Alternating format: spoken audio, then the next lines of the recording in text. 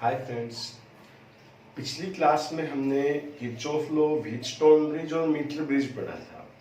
आज की क्लास में जो टॉपिक हम स्टार्ट करने जा रहे हैं ये है पोटेंशियोमीटर। फिजिक्स में जिस भी इंस्ट्रूमेंट के नाम के बाद मीटर लगा हो उसका यूज होता है किसी ना किसी चीज को मेजर करने में। अब इसके शुरू में लिखा है पोटेंशियोमीटर, तो ये किसको मेजर करेगा? पोटेंशियल को। ये क्या इंस्ट्रूमेंट है, क्यों इसकी हमें जरूरत पड़ती है? मतलब अगर वोल्टेज हम वोल्ट मीटर से मेजर कर सकते थे तो पोटेंशियोमीटर की जरूरत क्यों पड़ती है? पहली चीज, ये किस काम में आता है? Two measure potential difference between 2 points of a resistance और EMF ऑफ सेल, मतलब जो भी वोल्टेज टाइप की चीज है वो। अब इसकी जरूरत हमें कहां पड़ती है? मान लो ये कोई रेजिस्टेंस है R और इसमें करंट कितना आ रहा है? I। तो इस रेजिस्टेंस पे जो वोल्टेज या पोटेंशियल डिफरेंस है उसको हम बोलते हैं V is equals to IR। अब अगर इस वोल्टेज को हम किसी वोल्ट मीटर की हेल्प से मेजर करना चाहें तो वोल्ट मीटर को लगा देंगे यहां। अब जब यहां से करंट आएगा I, तो करंट के पास यहां आते ही दो ऑप्शन होंगे कि करंट दोनों ब्रांचेज में डिवाइड होगा। मान लो ये R था, इसमें चला गया I1 और इसमें चला गया I2। इधर I1 है और ऊपर कितना है? I2 है। तो ऊपर अब यहां जो नीचे इस पे रीडिंग आएगी वो आएगी I1 इंटू R। इस रेजिस्टेंस पे जो वोल्टेज था वो था V is equals to IR, लेकिन जो रीडिंग हमें मिलती है, जो वैल्यू हमें मिलती है वो मिल रही है I1 इंटू R। कितने करंट का डिफेक्ट है? I2 का। वोल्ट मीटर ने सर्किट का I2 करंट कंज्यूम कर लिया है। क्या कर लिया है? Volt meter consumes current of circuit. इस वजह से जो वोल्ट मीटर है वो कभी प्योर रीडिंग नहीं देता, सही रीडिंग वोल्ट मीटर कभी हमें नहीं देता, क्योंकि ये क्या करता है? It consumes current of circuit. इसलिए वोल्ट मीटर हो गया फेल, क्योंकि ये जो रीडिंग हमें दे रहा था ये सब गलत थी। इस डिफेक्ट को दूर करने के लिए जिस इंस्ट्रूमेंट को बनाया गया उसका नाम क्या था? पोटेंशियोमीटर। तो आज हम समझेंगे उस इंस्ट्रूमेंट को जो दो पॉइंट्स पे पोटेंशियल डिफरेंस या किसी सेल का ईएमएफ मेजर करके देता है। तो हम समझेंगे क्या अब कि पोटेंशियोमीटर क्या है, कैसे ये किसी दो पॉइंट्स के बीच पोटेंशियल डिफरेंस मेजर करता है, कैसे ये ईएमएफ मेजर करता है।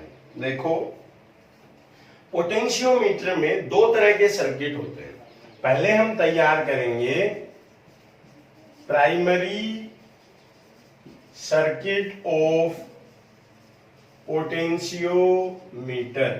पहले पोटेंशियोमीटर का हम प्राइमरी सर्किट तैयार करेंगे जिसमें कोई दो चार इलेक्ट्रिक इंस्ट्रूमेंट एक साथ कनेक्ट किए जाएंगे और वो कुछ इस तरह से कनेक्टेड होंगे। सबसे पहले लेंगे एक बैटरी, ठीक है, ये इसका प्लस टर्मिनल है और ये माइनस टर्मिनल है। मान लो इसका ईएमएफ हमें दे रखा है E और इंटरनल रेजिस्टेंस इसका दे रखा है स्मॉल r।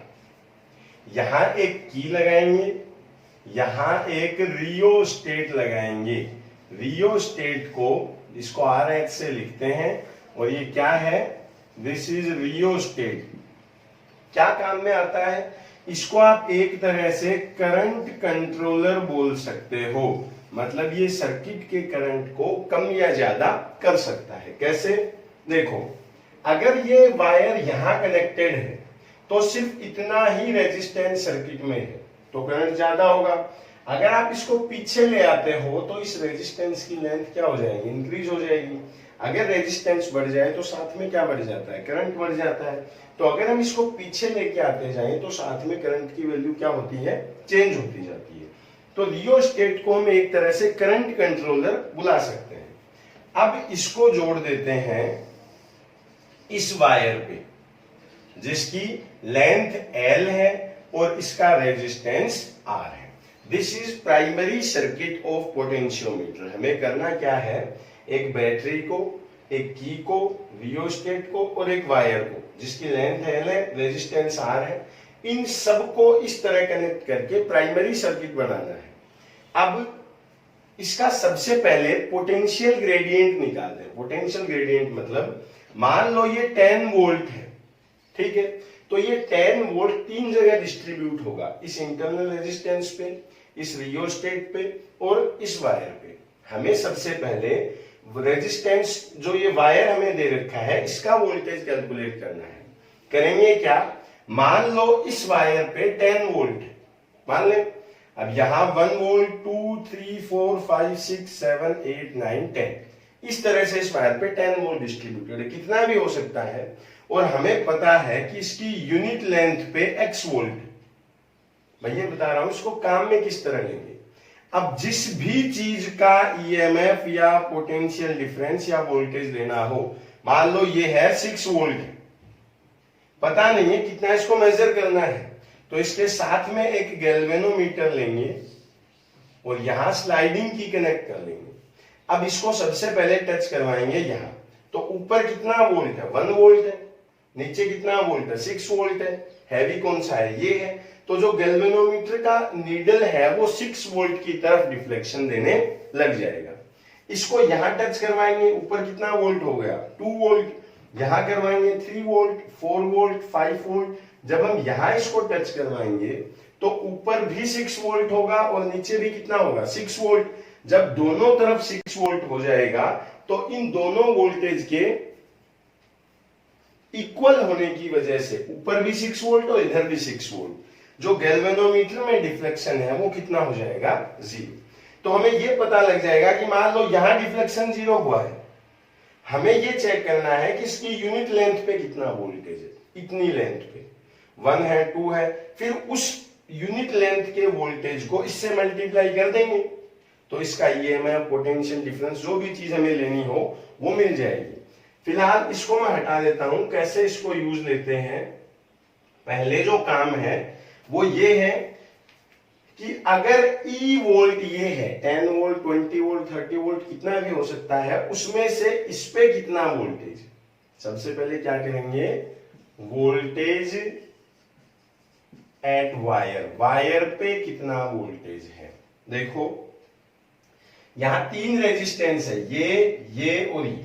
तो एक काम करते हैं, इसको मैं इस तरह से बना देता हूं, ये लो, तीनों वोल्टेज ये है, तीनों रेजिस्टेंस, ये स्मॉल आर है, ये रियोस्टेट है और ये वायर है। कितना वोल्टेज डिस्ट्रीब्यूट करना है, E।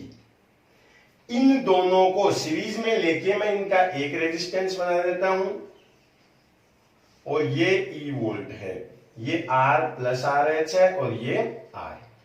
कितना वोल्टेज डिवाइड करना है, E।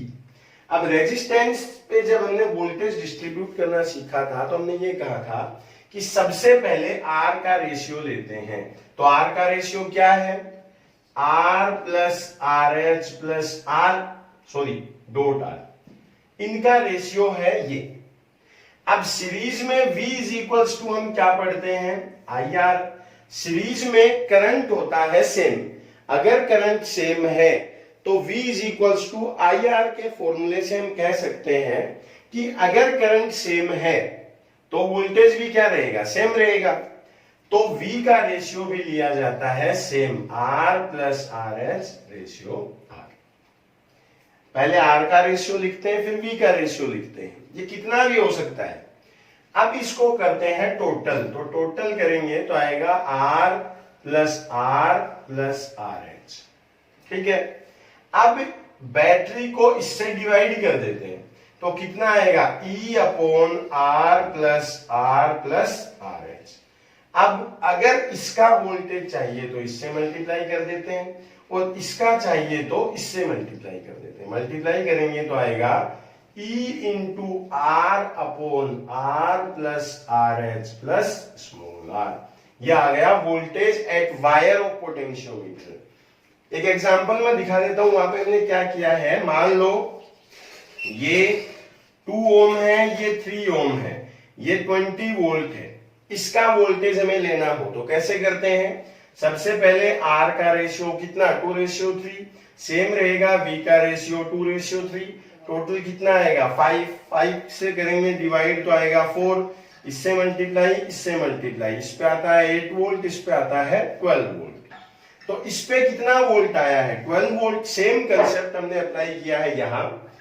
ये दो रेजिस्टेंस है, सबसे पहले R का रेशियो, V का रेशियो, फिर टोटल किया, बैटरी से बैटरी को डिवाइड किया, मल्टीप्लाई किया।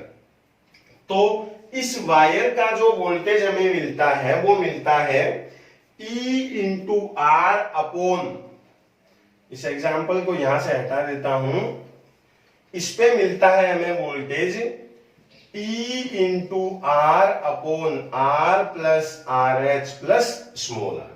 अब हमने बात अभी ये की थी कि हमें सबसे पहले इस वायर के यूनिट लेंथ पर वोल्टेज निकालना है, जिसको हम नाम देते हैं पोटेंशियल ग्रेडियंट। क्या बोलते हैं? ये सीख चुके हैं, इसको यहां से हटा देता हूं।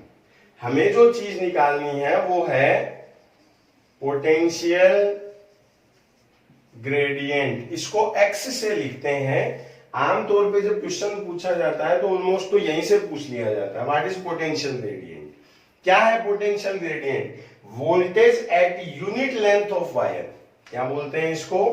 वोल्टेज या potential difference at unit length of wire of potentiometer. Potentiometer के यूनिट लेंथ पे जो वोल्टेज है उसको बोलते हैं पोटेंशियल ग्रेडियंट। अब हम इस पोटेंशियोमीटर का पोटेंशियल ग्रेडियंट निकालेंगे। हमें पता है कि L लेंथ पे कितना वोल्टेज है, तो हम छोटी क्लासेस में पढ़ते थे, वो चीज यहां अप्लाई करेंगे।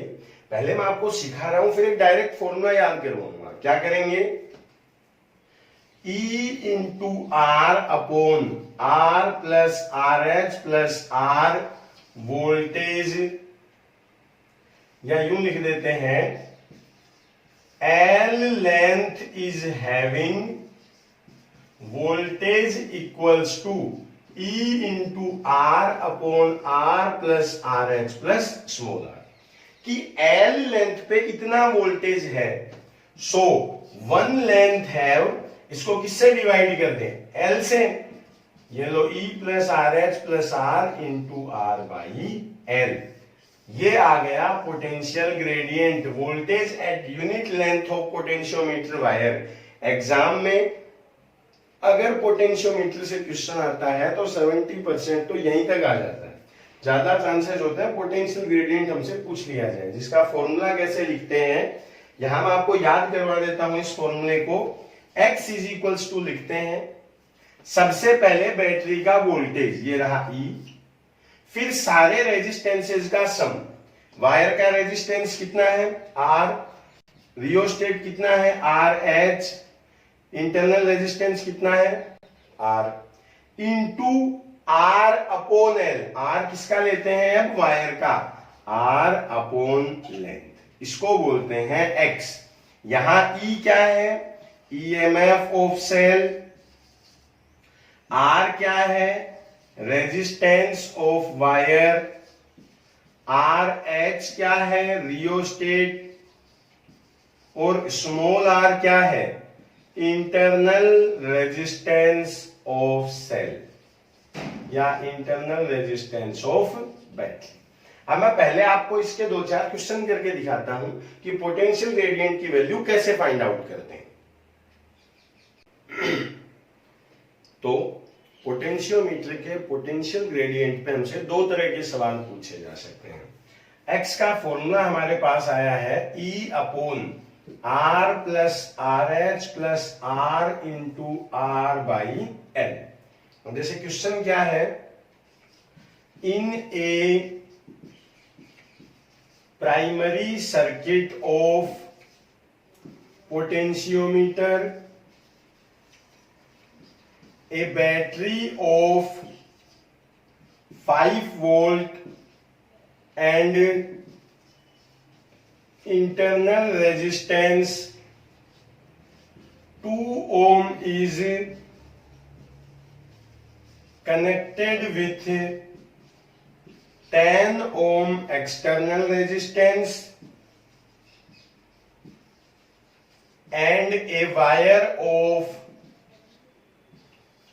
10 meter length and 8 ohm resistance. Find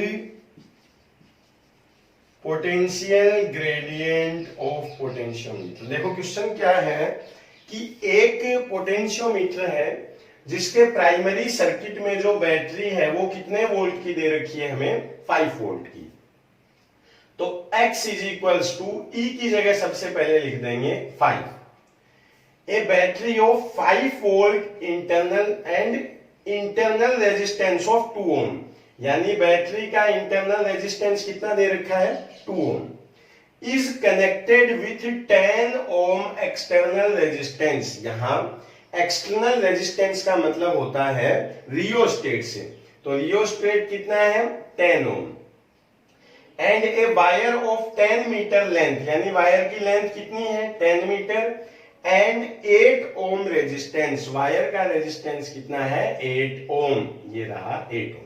इन सारी वैल्यूज को अगर इधर पुट कर दें तो x इज इक्वल्स टू आएगा 8 प्लस 10 प्लस 2 इंटू 8 बाई 10, ये 5 से 2, ये आएगा 2 से 4, ये आएगा 4 by 20 is equals to 1 by 5, या 0.2 वोल्ट पर मीटर। इसको बोलते हैं potential gradient of a potentiometer. किसी वायर में, पोटेंशियोमीटर के वायर में जो यूनिट लेंथ पे वोल्टेज है वो कितना आया है, तो कितना आया है, 0.2 वोल्ट पर मीटर। ये था सिंपल क्वेश्चन जिसमें ये सब वैल्यूज देके क्या पूछ लिया जाता है, x पूछ लेता है। दूसरे टाइप का क्वेश्चन इस पे वो आता है जब इनमें से कोई एक चीज अननोन होती है, x दिया हुआ होता है और मान लो पूछ लिया गया Rx, that what is the value of rheostat. उसको कैसे करते हैं, मान लो फॉर्मूला हमारे सामने लिखा हुआ है, अगर रियोस्टेट का रेजिस्टेंस इसे हमसे पूछना होगा तो कैसे हमसे पूछा जाएगा। देखो क्वेश्चन लिखा हुआ है potential gradient of a potentiometer is 2 millivolt per meter if EMF of battery of primary circuit is 10 volt and its internal resistance is 10 ohm. Then find external resistance used if length of wire is 10 meter and resistance है of wire is 20 ओम। एक potentiometer जो है उसकी सारी values हमें दे रखी है, क्या क्या, a potential gradient of a potentiometer is 2 millivolt per metre. Millivolt का मतलब होगा 2, x की जगह मिली मतलब 10⁻⁻3। कई बार क्वेश्चंस में मिली वोल्ट के नीचे सेंटीमीटर भी गिवन होता है, अगर यहां मीटर की जगह सेंटीमीटर हो तो नीचे पावर 10⁻⁻2 और लिख देंगे। Is equals to E, EMF of battery of primary circuit is 10 volt, तो ये कितना दे रखा है, 10 वोल्ट। आर होता है वायर का रेजिस्टेंस, कितना दे रखा है, if length of wire is 10 metre and resistance of wire is 20, ये 20 दे रखा है, ये रेजिस्टेंस ऑफ वायर 20 है और इसकी लेंथ 10 मीटर है। Internal resistance of battery is 10 ओम, ये भी 10 है और ये RH की वैल्यू हमें निकालनी है। तो देखो ये 0 से 0 कैंसिल, 2 से 2 कैंसिल, इन सबको इधर ले जाएंगे और इसको इधर नीचे ले आएंगे।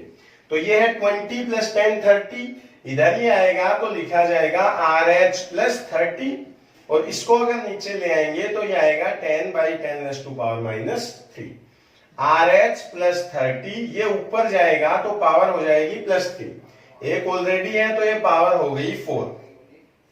RH अगर निकालना हो तो क्या करेंगे, 10,000 माइनस 30 इज इक्वल्स टू 9,970 ओम। तो पोटेंशियल ग्रेडियंट पे हमसे दो तरह के क्वेश्चन पूछे जा सकते हैं, एक जिनमें हमसे डायरेक्ट पोटेंशियल ग्रेडियंट निकलवाया जाए, और दूसरा जिसमें पोटेंशियल ग्रेडियंट हमें दिया हुआ हो और आगे किसी एक रेजिस्टेंस की वैल्यू हमसे पूछ ली जाए। ये था पोटेंशियल ग्रेडियंट ऑफ पोटेंशियोमीटर। अब हम सीखते हैं कि पोटेंशियल ग्रेडियंट मिलने के बाद किसी पोटेंशियोमीटर को काम में किस तरह लेते हैं, कैसे इसकी हेल्प से वोल्टेज फाइंड आउट किया जाता है, कैसे इसको यूज करते हैं, ये सीखते हैं। तो पहले मैं आपको इसकी प्रैक्टिकल थ्योरी समझाता हूं, हाउ टू यूज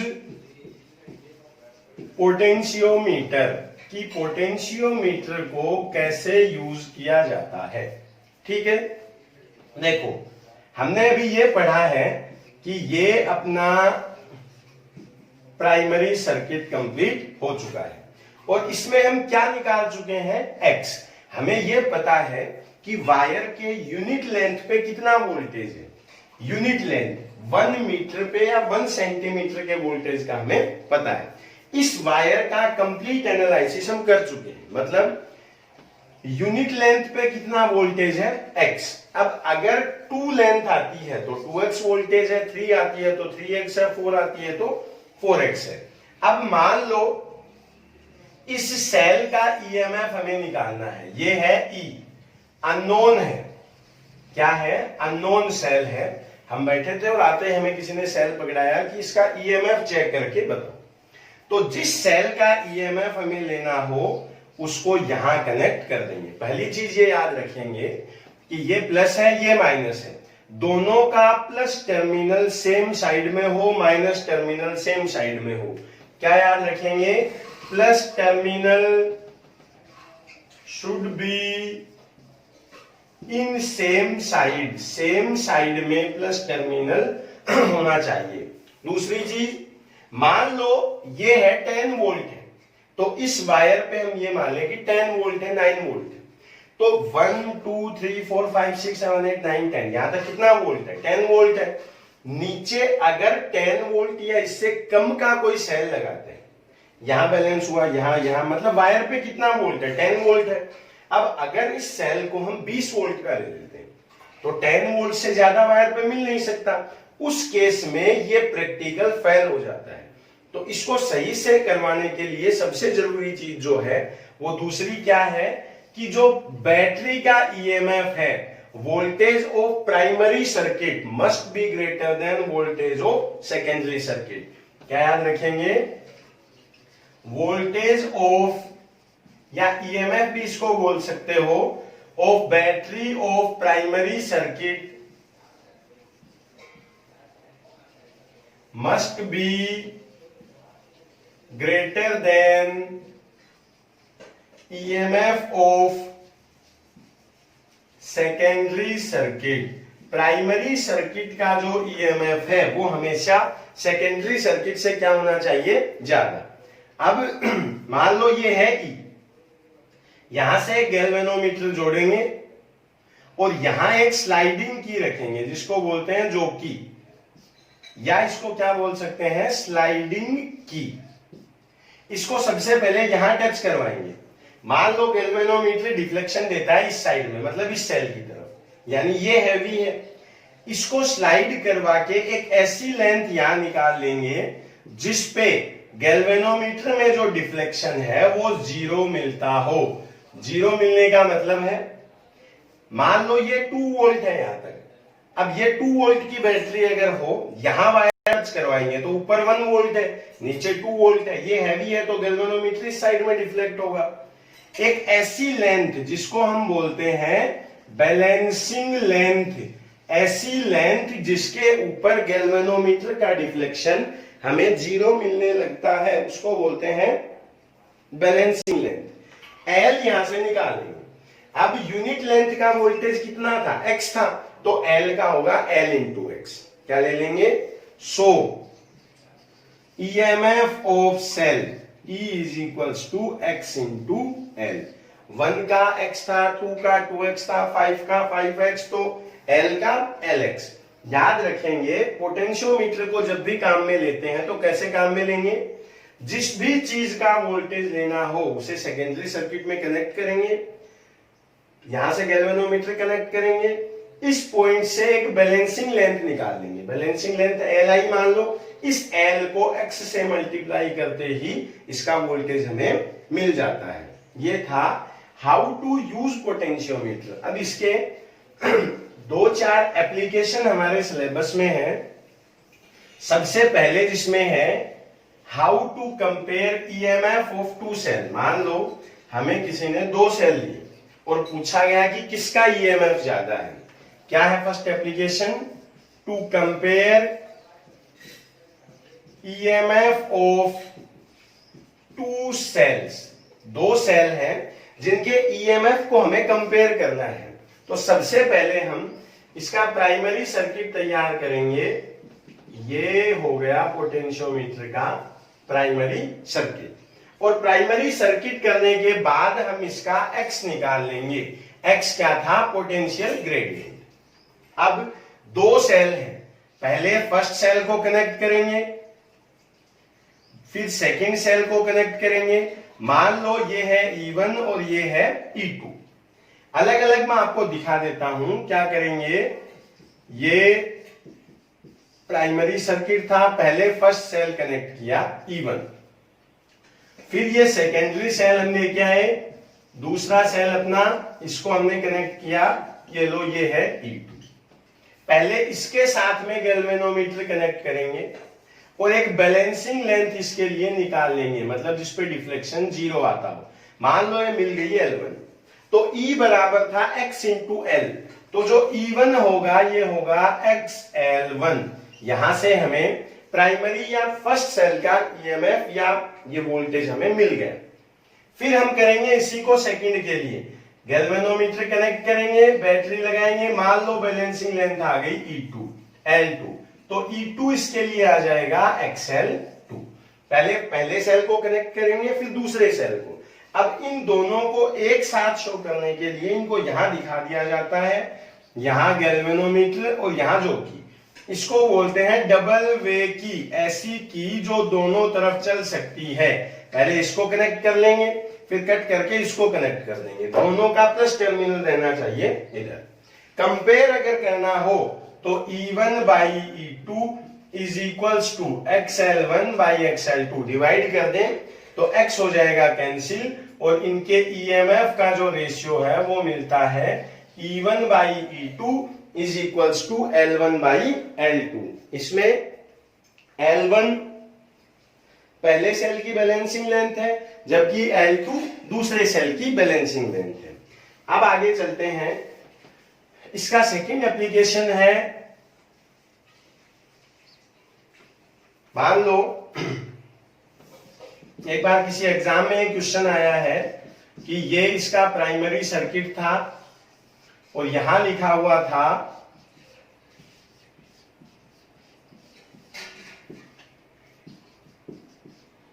ये सेल इस तरह से थे।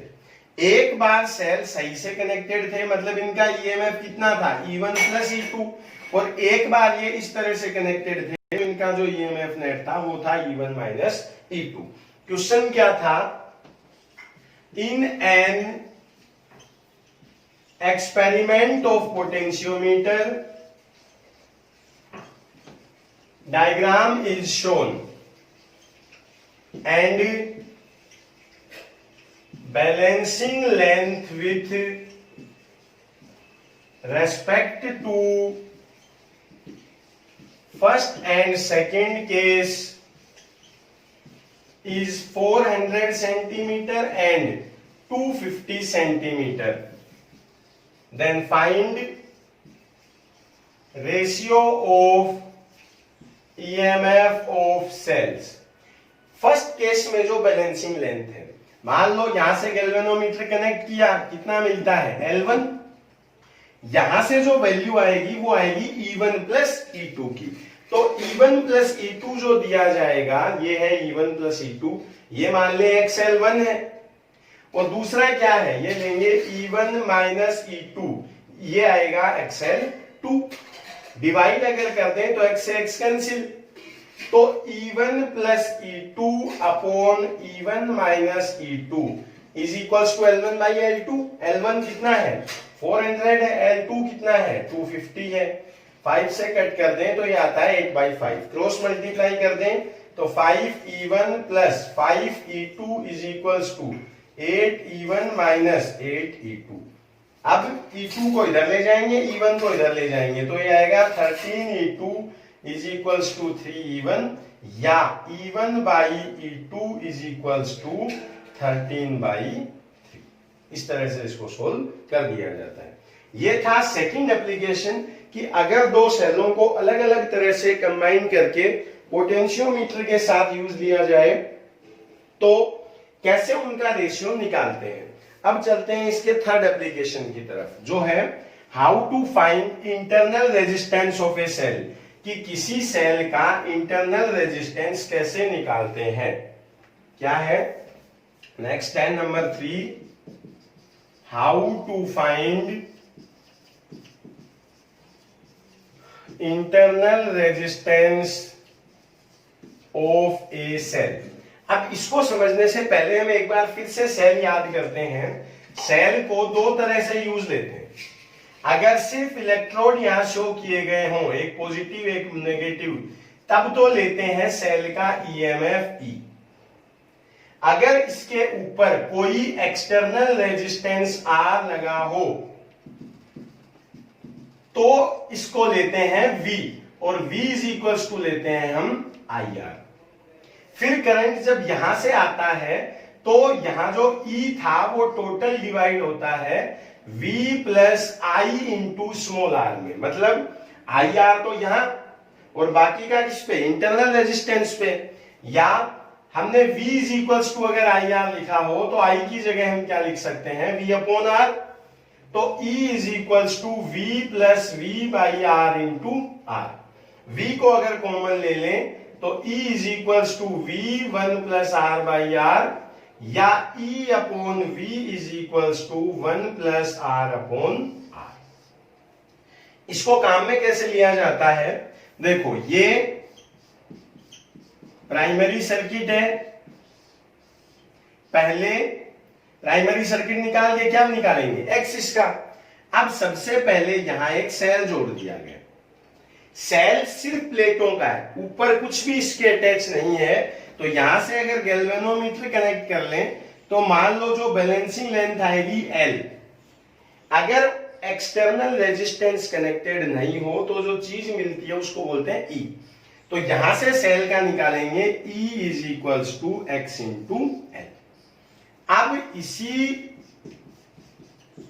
सेल के ऊपर एक एक्सटर्नल रेजिस्टेंस कनेक्ट कर देते हैं, ये कर दिया, ये की लगा लेते हैं। अब जब गैल्वेनोमीटर के साथ इसकी बैलेंसिंग लेंथ निकालेंगे तो मिलेगा V। मान लो बैलेंसिंग लेंथ L2 अगर हो तो एक्सटर्नल रेजिस्टेंस अगर R ओम यूज लिया जाए तो इस केस में सेल के लिए ईएमएफ की जगह टर्मिनल वोल्टेज हमें मिलता है। तो यहां क्या मिलेगा V। अब V इज इक्वल्स टू, अगर ये L1 है तो उसको L2 हमने लिखा है, V होगा XL2। कहने की बात क्या है, यहां मिलता है XL1 E ईएमएफ, और अगर एक्सटर्नल रेजिस्टेंस के साथ लें तो मिलता है V टर्मिनल वोल्टेज। डिवाइड अगर कर दें तो E अपॉन V बराबर XL1 अपॉन XL2। काट दें। सेल इक्वेशन से E अपॉन V क्या है, 1 plus small r by capital R। तो इसको लिख सकते हैं 1 plus small r by capital R is equals to L1 by L2। 1 इधर आएगा तो माइनस में, तो R इज इक्वल्स टू लिख सकते हैं R into L1 by L2 minus 1। इस फॉर्मूले से हम किसी भी सेल का इंटरनल रेजिस्टेंस निकाल सकते हैं कि सेल कितना इंटरनल रेजिस्टेंस रखता है। मैं आपको एक क्वेश्चन इसका करके दिखाता हूं। फॉर्मूला यहां हमारे पास में आ चुका है, इसको मैं साइड में लिख देता हूं। कितना आया है, small r is equals to r L1 by L2 minus 1। इसको हटा के अब मैं आपको इसका क्वेश्चन करके दिखाता हूं। देखिए, in an experiment of potentiometer it gives 600 centimeter balancing length without external resistance. When 4 ohm external resistance is connected with cell of secondary circuit, balancing length is reduced to 400 centimeter, या इसको कर लेते हैं 450 centimetre. Then find internal resistance of cell. तो cell का internal resistance क्या होगा? Simple है, small r is equals to capital R कितना दे रखा है 4, L1 कितना था पहले 600, L2 कितना आया है एक्सटर्नल रेजिस्टेंस के साथ में 450, ये 450 माइनस 1, 0 से 0 कैंसिल कर दें, ये 5 से अगर करेंगे तो 9, 5 से आएगा 12, ये 3, ये 4, या 4 इंटू 1/3 या आएगा 4/3। इस फॉर्मूले की हेल्प से हम किसी भी सेल का इंटरनल रेजिस्टेंस पोटेंशियोमीटर के थ्रू निकाल सकते हैं। अब देखिए, यहां तक हमने सीखा पोटेंशियोमीटर क्या है, पोटेंशियल ग्रेडियंट ऑफ पोटेंशियोमीटर क्या है, इसकी हेल्प से एक सेल का ईएमएफ कैसे निकालते हैं, दो सेलों का कंपैरिजन कैसे करते हैं, सेलों के कॉम्बिनेशन का कंपैरिजन कैसे करते हैं, सेल का इंटरनल रेजिस्टेंस कैसे निकालते हैं। इन सब चीजों को जब आप सीख लेंगे, कल के लेक्चर में हम सीखेंगे कि पोटेंशियोमीटर के थ्रू वोल्टमीटर का एरर कैसे फाइंड आउट करते हैं और एमीटर का एरर कैसे फाइंड आउट करते हैं। 3 लेक्चर हो लगेंगे, इसके बाद ये चैप्टर फिनिश हो जाएगा। यहां तक रिवाइज करते रहिए, चैप्टर खत्म होने के साथ ही हम एनसीईआरटी के सारे क्वेश्चन सोल्व कर लेंगे। Take care, bye.